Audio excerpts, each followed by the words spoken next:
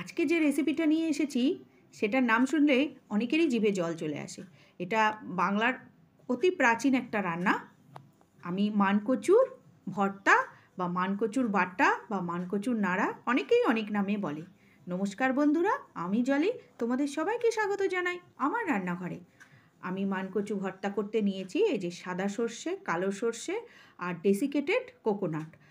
Fresh coconut থাকলে সেটাও নিতে পারো, আমার কোকোনাট ফ্রেশ ছিল না। আর বেশ খানিকটা কাঁচা লঙ্কা, আর কালো সর্ষেটা সাদা সর্ষের ডবল নিতে হবে। নিয়ে এটাকে মিক্সিতে পেস্ট করে নেবো। আর এদিকে বেশ খানিকটা রসুন, আর আবারও নিয়েছি ডেসিকেটেড কোকোনাট। এই কোকোনাটের পাউডারটা এই যে আমি এই প্যাকেট কিনে রাখি, এখানে নারকেল তো সবসময় পাওয়া যায় না।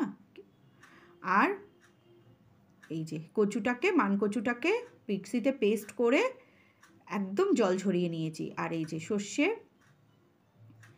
লঙ্কার একটা পেস্ট করে নিয়েছি। আর রসুনটাকে আমি হামানদিস্তায় থেতো করে নেব। কড়াইতে বেশ খানিকটা সর্ষের তেল দিয়ে দিয়েছি। দিয়ে এবার শুকনো লঙ্কাগুলোকে এরকম ছোটো ছোটো টুকরো করে কেটে দেব। তাতে কি হবে, মানে এটা নাড়তে নাড়তে শুকনো লঙ্কাগুলো একদম ওর সঙ্গে মিশে যাবে, মুখে পড়লেও কোনো অসুবিধা হবে না। ছোট করে কেটে এবার এর মধ্যে দিয়ে দেবো খানিকটা কালো জিরে ফোড়ন। এই ফোড়নটা ভালো করে ভাজা হলে তারপরে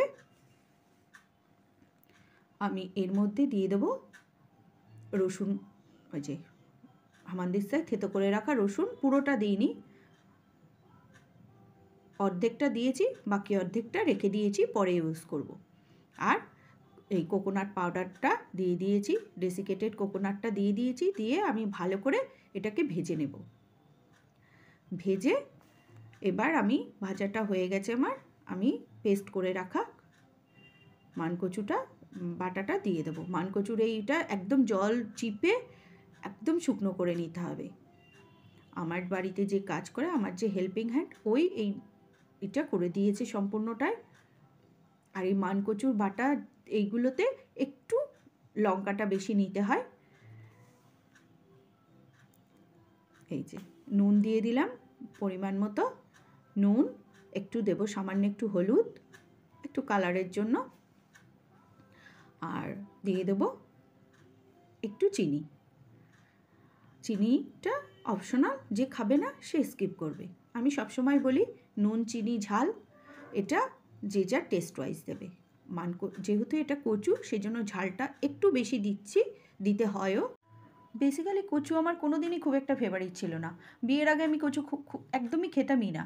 কিন্তু আমার বিয়ের পরে আমার শ্বশুরবাড়িতে এই মানকচুর এই ভর্তা, আমার শ্বশুরবাড়িতে এটাকে আবার বলে কচুর নাড়া, এইটা খাওয়ার পরের থেকে আমি মানকচুর সত্যিই ফ্যান হয়ে গেছি।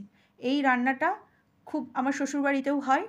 এবার আমি এখন এটা আমার হাজব্যান্ডও নিয়ে আসে মাঝে মাঝেই, আনলেই আমি এই কচুর ভর্তাটা করি। আর আমার যে হেল্পিং হ্যান্ড আছে সে এটাকে কুড়িয়ে বেটে জল ঝরিয়ে দেয়। আর আমি বাকি রসুনটা দিয়ে দিয়েছি, যে রসুনটা অর্ধেকটা রেখেছিলাম সেই অর্ধেকটা দিয়ে এবার আমি এটাকে ভালো করে নাড়িয়ে শুকিয়ে নিয়েছি। নিয়ে এবার আমি এই যে মিক্সিতে করে রাখা সর্ষে, সাদা সর্ষে, কালো সর্ষে, কাঁচা লঙ্কা আর নারকেলের যে পেস্টটা করে রেখেছি সেই পেস্টটা এবার দিয়ে দেবো। এইটা দেওয়ার আগে কচুটা বেশ খানিকটা নাড়িয়ে একদম শুকনো করে নিতে হবে। নিয়ে শুকনো হয়ে আসলে তারপরে এই সর্ষের পেস্টটা দিয়ে একদম এইভাবে নাড়াতে হবে। আর কিচ্ছু না, শুধু এটাকে নাড়িয়ে নাড়িয়ে একদম শুকিয়ে নিতে হবে। এখনও কড়াইতে লেগে যাচ্ছে, এটা যখন একদম হয়ে যাবে না, একদম কড়াইটা ছেড়ে দেবে। এইভাবে নাড়িয়ে নাড়িয়ে একদম শুকিয়ে নিতে হবে। আর এই সময় গ্যাসের ফ্লেমটা একদম মিডিয়াম টু লো ফ্লেমে রাখতে হবে। এই যে এবার দেখো কচুটা প্রায় আমার হয়ে গেছে, একদম কড়াই ছেড়ে দিয়েছে, এক জায়গা হয়ে যাচ্ছে। এই পর্যায়ে আসলেই তখন জানতে হবে যে কচুটা আমার হয়ে এসেছে।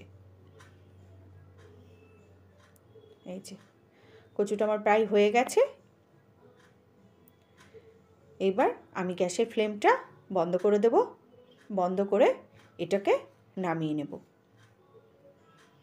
গরম ভাতের সঙ্গে এই কচুর মানে এই ভর্তাটা অসাধারণ লাগে। আমার এই কচুর ভর্তাটা কেমন হয়েছে তোমরা লাইক কমেন্ট করে জানিও। যারা আমার ফেসবুক পেজ থেকে দেখছো তারা আমার পেজটাকে একটু ফলো করে দিও।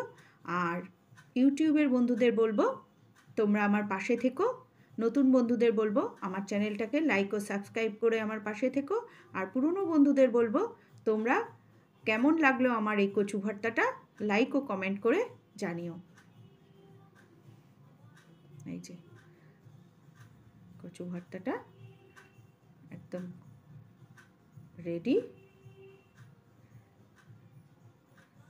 কচু ভর্তা আমার রেডি টু সার্ভ।